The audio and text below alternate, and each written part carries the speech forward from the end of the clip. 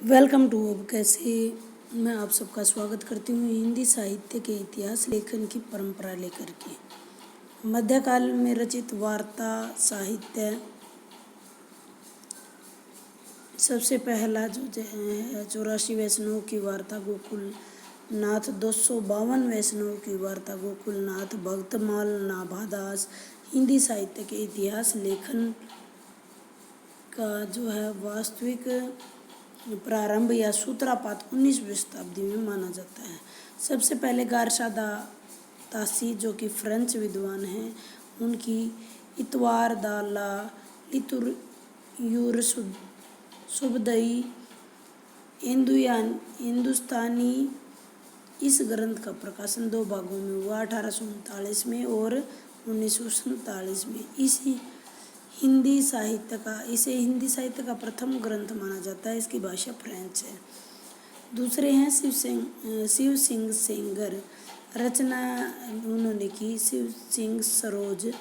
1000 व्यक्तियों का परिचय उन्होंने लिखा और इसका प्रकाशन वर्ष है 1883। देखिए, क्रम से पूछा जाता है। सबसे पहला है फ्रेंच भाषा में लिखा गया है गारशा दा तासी का इतवार दा ला, और वो 2 भागों में प्रकाशित हुआ, 1839 और 1847। 1883 में शिव सिंह सरोज। फिर जॉर्ज ग्रियर्सन का the modern vernacular literature of Hindustan, प्रकाशन 1888। Asiatic society of